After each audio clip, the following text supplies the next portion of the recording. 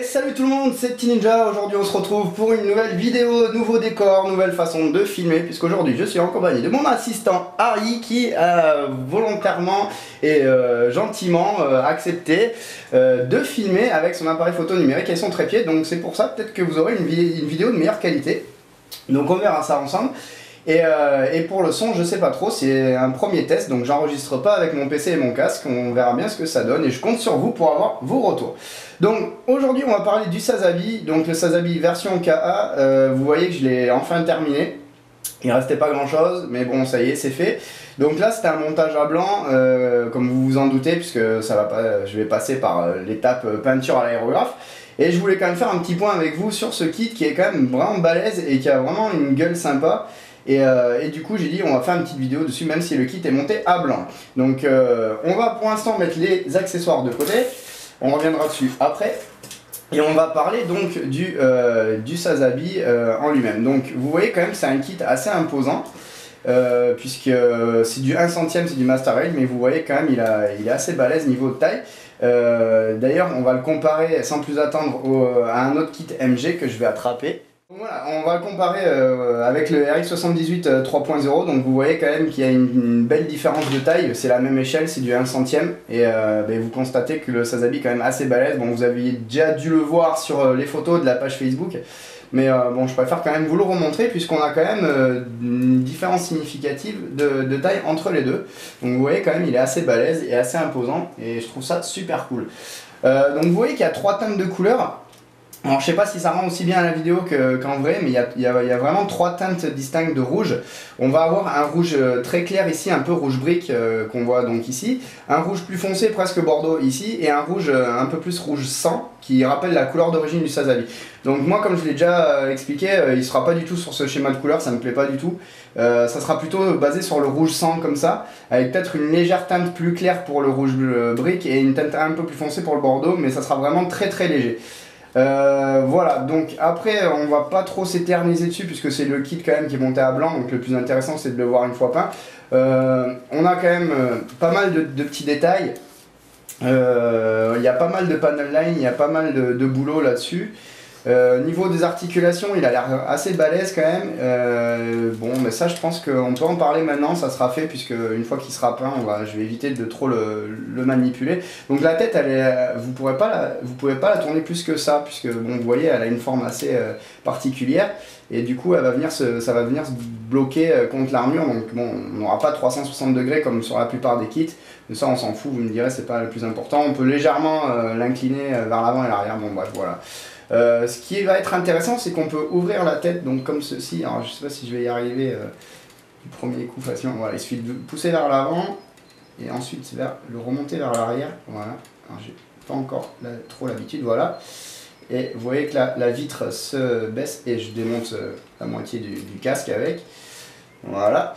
Donc vous voyez que ça monte, ça s'ouvre et logiquement ici vous avez le cockpit qui se trouve derrière. Donc c'est assez particulier. Mais bon, ils l'ont fait, voilà, c'est prévu sur le kit, donc c'est ce que je voulais vous montrer par rapport à la tête. Je sais pas si je vais arriver à le remettre, bon on va le laisser comme ça pour l'instant, parce qu'on va pas y passer 3 heures. Au niveau des bras, c'est comme d'habitude, hein, vous pouvez bien entendu 360 degrés au niveau de l'épaule. Après, ce que vous pouvez faire, c'est que les épaulettes, vous pouvez les incliner comme ceci. Vous avez ces deux parties qui remontent, vous avez des petits réacteurs dedans. On a un léger mouvement d'avant en arrière, voilà, je sais pas si vous le voyez bien ici, tac, parce que j'ai l'articulation qui se sort à moitié, voilà, on peut légèrement incliner les bras comme ceci. Ensuite, bien entendu, on a les mouvements habituels, hein, donc on va pas y revenir puisque à chaque fois c'est la même chose. Vous voyez que le bras il est quand même assez articulé, même s'il y a des grosses pièces d'armure pour venir bloquer, on le voit, c'est quand même bien articulé, c'est bien foutu. Les mains, on a les fameuses mains qui sont issues des kits Perfect Grade qu'on retrouve donc maintenant sur quelques-uns des kits en Master Grade. Donc vous voyez que c'est vraiment chaque doigt est articulé, chaque phalange. Toujours le petit système de fixation qu'on retrouve ici. Alors ici vous voyez il y a un petit trou. Alors j'ai découvert ça il n'y a pas longtemps et en fait c'est tout simplement quand vous avez votre Beam Sabers, vous pouvez le caler dedans et hop, voilà. C'est un petit détail que je connaissais pas, que j'ai découvert hier en finissant le montage. Voilà. Donc là pour les bras on va arrêter là, hein, parce que vous voyez c'est comme d'habitude. Aussi peut-être signaler la présence de pistons, vous voyez ici, on les voit bien. Hop, tac. Hop, si je fais ça, hop, on voit les vérins ici. Voilà, hop. Ensuite, au niveau du torse, bon, il est assez lourd donc il bouge un peu. Donc, là, vous voyez au torse, on a de l'inclinaison de gauche à droite et après, on va pouvoir effectuer une rotation à 360 degrés. Hein, je vous montre pas complètement, mais bon, c'est à 360 degrés. On a chaque pièce de la ceinture qui est qui est pas immobile, mais mobile, je veux dire, et indépendante.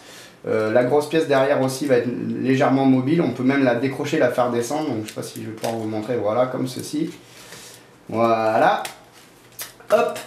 Ensuite, au niveau des jambes, c'est quand même comme d'hab, quoi. Hein. Voilà, tout simplement, on peut lever jusque là, la jambe. Alors là, je suis obligé de le tenir parce qu'il est assez lourd quand même, donc vous vous doutez bien qu'il ne tiendra pas. Et par contre, on va être limité sur l'arrière avec la jupe du coup qui va bloquer un peu. Donc il va falloir sûrement jouer avec le mouvement que je vous ai montré tout à l'heure. Bien entendu, comme sur la plupart des kits Master Grade et Perfect Grade, vous pouvez avancer ou reculer la hanche comme ceci. Bien entendu, vous avez la rotation comme ceci, puisqu'on est monté sur une rotule, une petite boule qu'on voit ici.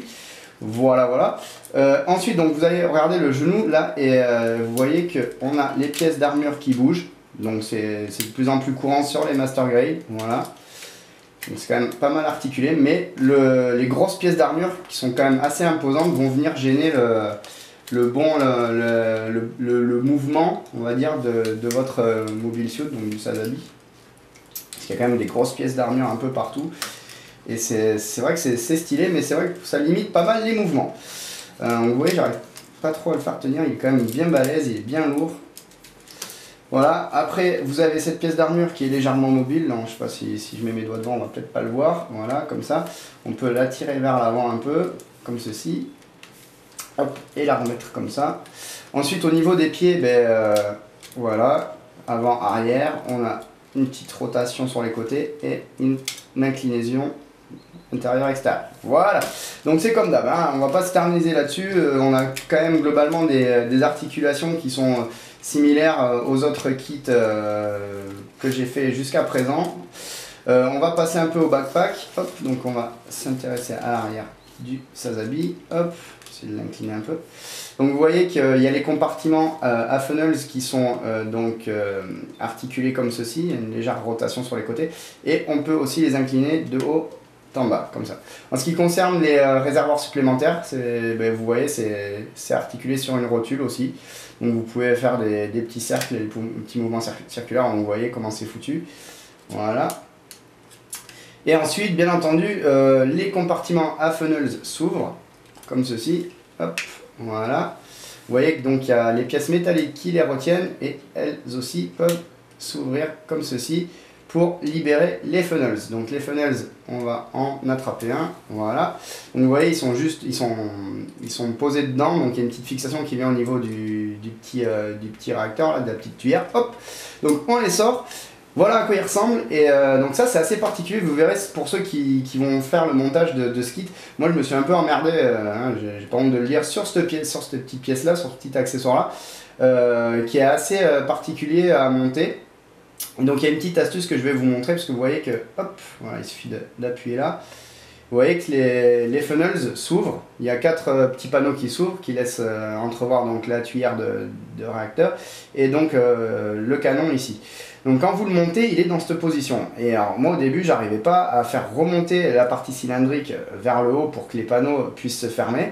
Et à chaque fois, ça se démontait, ça tombait, et c'était super chiant, je me suis agacé pendant une bonne demi-heure. Et en fait, j'ai juste compris qu'il fallait pas avoir peur d'en attraper deux comme ceci, et hop, de faire comme ça fait glisser la pièce vers le haut, il suffit d'appuyer sur la petite pièce du haut, et hop, le funnel est fermé. Voilà, donc ça c'est la petite astuce, pensez-y, c'est super pratique, sinon vous allez vous arracher les cheveux, comme moi, et c'est vraiment assez chiant de devoir passer une demi-heure sur une pièce, surtout qu'il y en a 6, voilà. Donc ça c'était pour le Sazabi en lui-même. Donc maintenant on va passer aux accessoires, et on va commencer par le bouclier, qui vous voyez est quand même une pièce assez imposante dans ce kit. Donc on va reprendre le RX78 3.0, et vous voyez quand même le bouclier est plus grand. que le kit en lui-même. Bon, il est quand même assez imposant, vous voyez, c'est vraiment une belle pièce. Donc vous voyez que lui aussi est constitué de plusieurs teintes de rouge. Alors il n'y a pas les trois, il y en a deux, il y a le plus foncé et le rouge vif. Mais il y a quand même plusieurs teintes, c'est assez sympa. On a la grosse partie centrale qui est noire, qui recevra donc le décal du sigle Xéon, et vous avez des petites aérations en jaune aussi, ça c'est assez sympa. On retrouve quelques petites aérations sur les côtés aussi, couleur inner frame, couleur grise, donc qui rappelle l'intérieur du bouclier.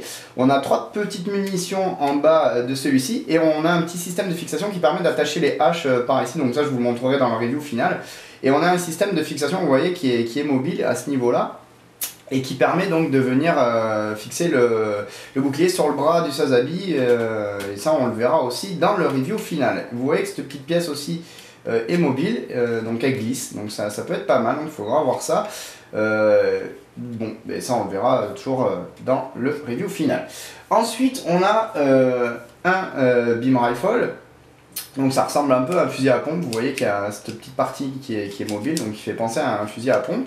On a le chargeur qu'on peut retirer, voilà. On a une légère articulation au niveau du pommeau. Et voilà, donc après il n'y a rien de plus, il n'y a rien de plus qui va être mobile en plus de ces pièces-là. Vous voyez qu'il y a des pièces rouges là qui apparaissent, donc en fait c'est une seule pièce lors du montage que vous glissez à l'intérieur, et du coup ça fait ressortir ces petits détails rouges qui sont assez sympas, et ça fait une petite nuance avec le fait que l'arme soit entièrement noire, donc c'est assez sympa. Vous voyez qu'il est quand même aussi imposant, donc on va reprendre le RX78 et vous voyez qu'à titre de comparaison on a quand même quelque chose d'assez balèze, donc voilà, hein, de toute façon gros kit, gros accessoires, hein. Donc ça c'était pour le beam rifle. Ensuite nous avons une espèce de fusil un peu sniper on va dire, longue portée. Donc vous voyez il est pareil, il est assez imposant, donc par rapport à l'autre il est un peu plus long et plus fin aussi. Hop là, pardon. Voilà. Pareil, il y a une petite pièce rouge qui fait nuance ici, qui fait une petite nuance. On va avoir cette pièce qui va être mobile. Donc pour l'instant, je sais pas trop encore à quoi ça sert. Donc une fois que ça sera peint, je me renseignerai, je vous dirai à quoi ça sert. On a la mire qui est légèrement mobile, vous le voyez, voilà. Et ensuite, on va avoir la crosse qui va être capable de tourner à 360 degrés. Et qui va être aussi mobile vers l'arrière, donc ça force un peu, hop, voilà. Mais ça vous permet donc de tirer la crosse en arrière, voilà. Comme sur un vrai fusil, c'est réglable. Hop, ça force un peu. Et à titre de comparaison au RX78 3.0, vous voyez la taille que cet accessoire fait. Voilà, donc ça, hop, on va pas s'attarder dessus non plus.